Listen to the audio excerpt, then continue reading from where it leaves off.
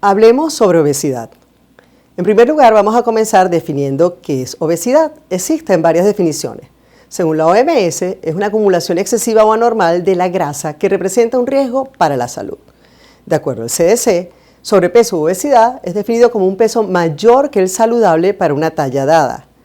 Y la definición de la Asociación Americana de Diabetes creo que es la más completa, ya que la define como una enfermedad crónica y frecuentemente progresiva con numerosas complicaciones médicas, físicas, psicosociales, incluyendo entre ellas un riesgo sustancial de diabetes tipo 2.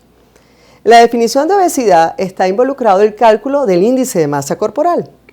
¿Y cómo se calcula? Se calcula dividiendo el peso en kilogramos sobre la talla al cuadrado, en metros.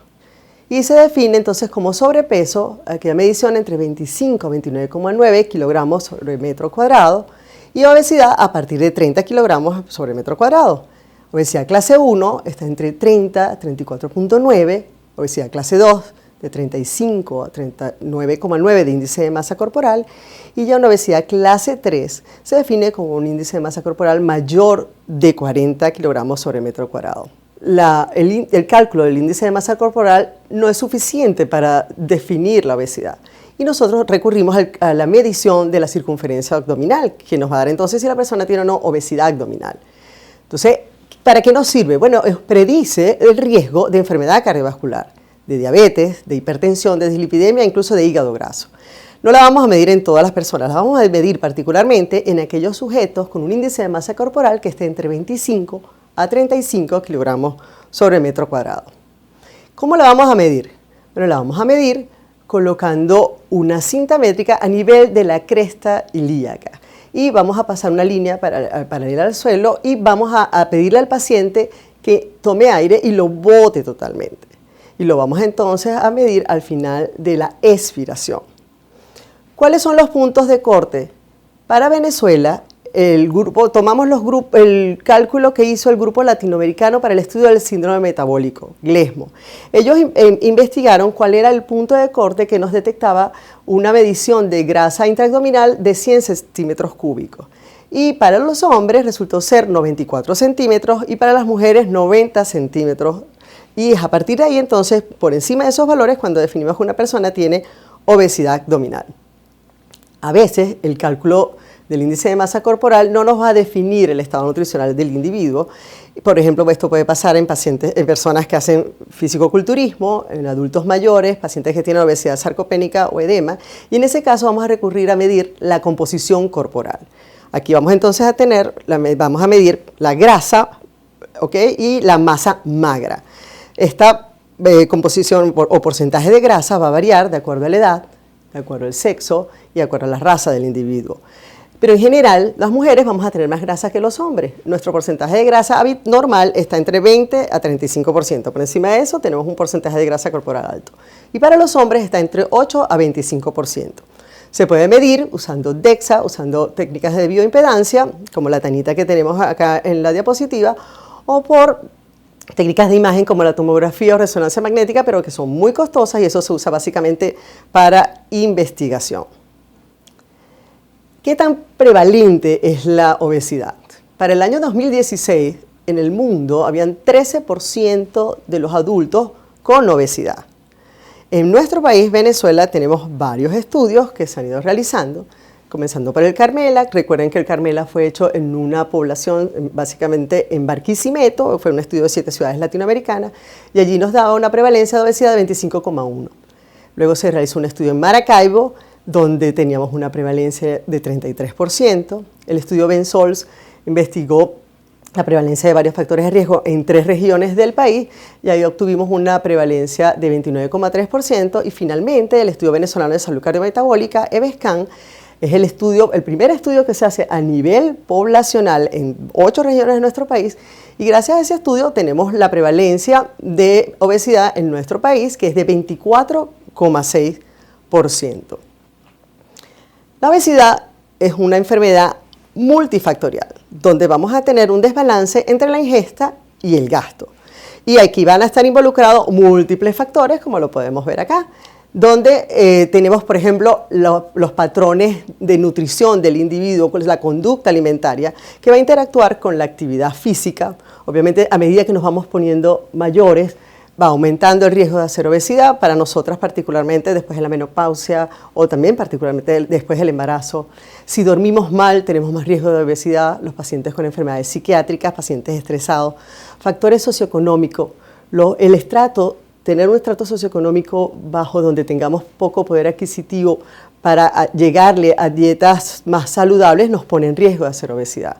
Problemas hormonales como el síndrome de Cushing o el hipotiroidismo, trastornos en la microbiota, bebés que son pequeños al nacer y tienen un aumento de peso en los primeros 1000 días acelerado, van a tener más riesgo de hacer obesidad. Fármacos, como por ejemplo muchos antipsicóticos, esteroides, pueden hacer que las personas ganen peso, ciertos disruptores endocrinos, y además vamos a tener factores genéticos, aquí hay muchos factores genéticos involucrados, pero que gracias a Dios pueden ser modificados por la epigenética. Y en lo que esa regulación del apetito es muy importante que recordemos que vamos a tener una interacción entre el eje intestino-cerebro. Desde nuestro intestino van a llegar señalizaciones al tallo cerebral, al hipotálamo, a la corteza cerebral y a la corteza prefrontal, que van a hacer regular el apetito, como lo vemos acá, donde vamos a tener un sistema que se va a encargar del hambre y la saciedad, que va a estar impulsado principalmente por el núcleo arcuato en el hipotálamo, y se va a encargar de detectar e integrar la información del estado de energía transmitida por hormonas como la lectina y la insulina.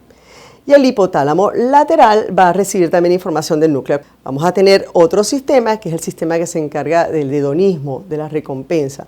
Va a ser transmitido a través de vías dopaminérgicas del área ventral tegmental o de sustancia nigra, y va a ir a regiones tales como el núcleo estriado, donde va a encargarse del movimiento y de la recompensa, el núcleo accumbens también de recompensa o de adicción a ciertos medicamentos, a ciertos alimentos, la corteza prefrontal, donde vamos a tomar las decisiones, funciones ejecutivas, y en la amígdala, donde vamos a hacer funciones de memoria y de emoción.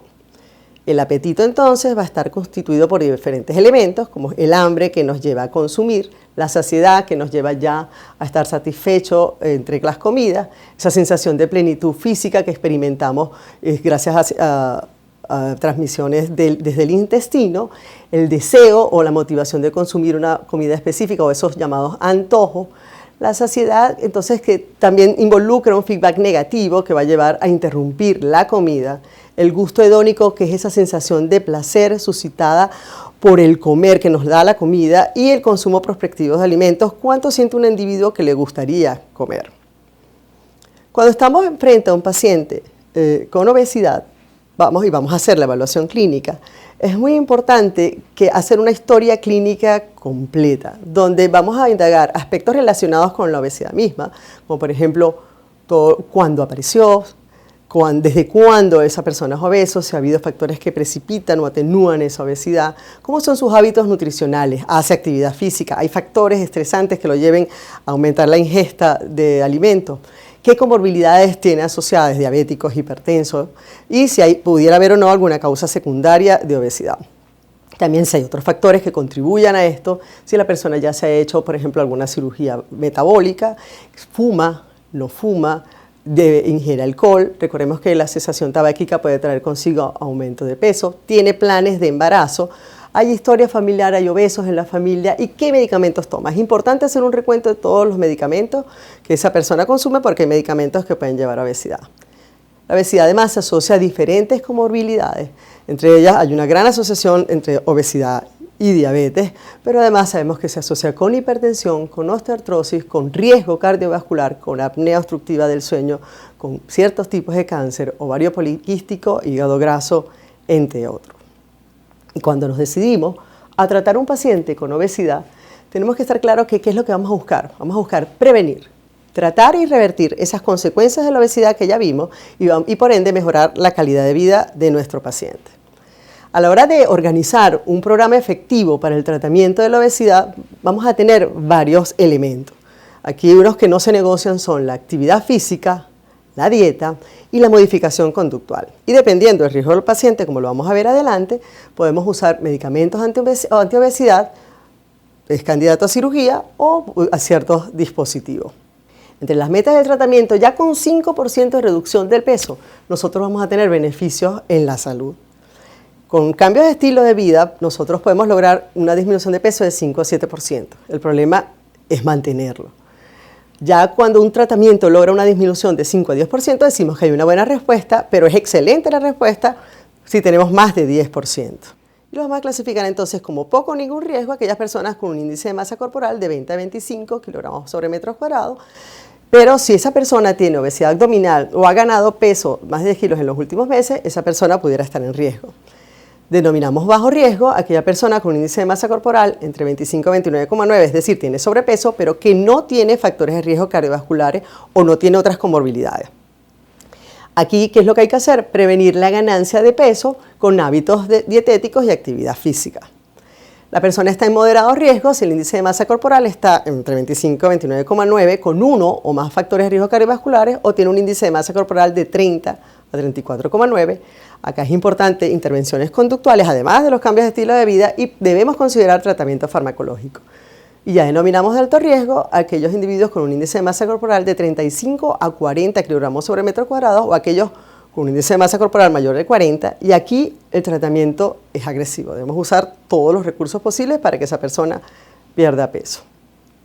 En lo que respecta a las intervenciones integrales de estilo de vida, ya está más que demostrado, y esta lámina es del DPP, vemos que un 7% de pérdida de peso en la población que recibió tratamiento intensivo, trajo con una dieta baja en grasa, hipocalórica y 150 minutos de ejercicio, trajo consigo 58% de reducción del riesgo de progresión a diabetes. Mucho se habla sobre el tratamiento dietético, y aquí la meta básicamente es disminuir el número total de calorías consumidas. Existen diferentes patrones alimenticios, y los patrones que se han visto que son más saludables son el patrón dietético mediterráneo o la dieta DASH, las aproximaciones dietéticas para prevenir la hipertensión. Lo más importante acá es garantizar la adherencia del paciente a este patrón para mantener la pérdida de peso y evitar reganancia. Y aquí es importante también el concurso de un especialista en nutrición. El ejercicio es menos potente que la dieta a la hora de perder peso, pero va a aumentar el gasto energético, va a disminuir la pérdida de masa muscular, y 30 minutos, 5 o 7 días a la semana ha demostrado ser efectivo, pero eso es dosis dependiente. Mientras más hagamos, más beneficio vamos a tener, pero debemos aumentar la intensidad de manera gradual. Las modificaciones conductuales también son básicas, ya que ellas van a favorecer cambios a largo plazo en los hábitos de alimentación y la actividad física. También nos van a ubicar esas señales de control y esos estímulos que disparan al comer, y en los primeros 6 meses deberíamos tener 16 sesiones o más de la mano de un psicólogo, de un especialista en esta área. En lo que respecta a terapia farmacológica, está indicada con aquellas personas con un índice de masa corporal mayor de 30 o aquellas con 27 a 29,9, pero que tengan comorbilidades y que no hayan alcanzado las metas en 3 a 6 meses de terapia con cambios de estilo de vida. Y van desde orlistat, fentermina, topiramato, bupropión, naltrexona, análogo de GLP-1 como liraglutide y semaglutide. Al momento de elegir la terapia farmacológica, hay que considerar factores relacionados con el medicamento, como cuáles son las contraindicaciones, qué beneficios puede traer al paciente y en qué población se realizaron los estudios que dieron la aprobación de ese medicamento, los factores del paciente, qué prefiere el paciente, cuáles son los eventos adversos que va a presentar esa terapia, si el paciente ha tenido experiencias previas con tratamientos farmacológicos y si tiene acceso a esa medicación. Y los otros factores del proveedor, de la persona que está instaurando el tratamiento, si conoce bien el medicamento, los efectos secundarios y todo lo que hablamos, y se siente confortable prescribiendo esta terapia.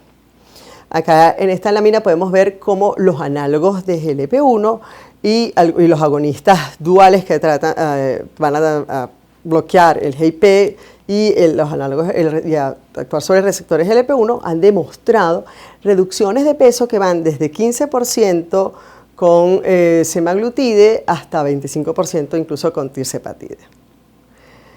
Los dispositivos se van a implementar si los medicamentos son inefectivos. En aquellas personas que no desean o no pueden ir a una cirugía bariátrica, y a veces se usan como puente para que cuando una persona está muy obesa y va a ir a una cirugía bariátrica, se puede poner un dispositivo para que esta persona pierda peso, y entre ellos están los balones intragástricos. Y por último, y no menos importante, la cirugía metabólica es un recurso que también ha sido muy valioso en el tratamiento de la obesidad. Es importante seleccionar bien a los pacientes.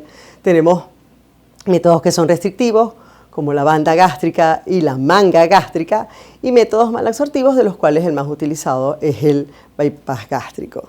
Acá es bien importante recordar que el paciente debe, en este caso, tener una asesoría nutricional posterior, o sea, mantenerse en controles médicos posteriores, pero además hay que evitar la reganancia de peso, porque lamentablemente la reganancia de peso es una sombra que nos va a estar persiguiendo con todos los tratamientos de la obesidad.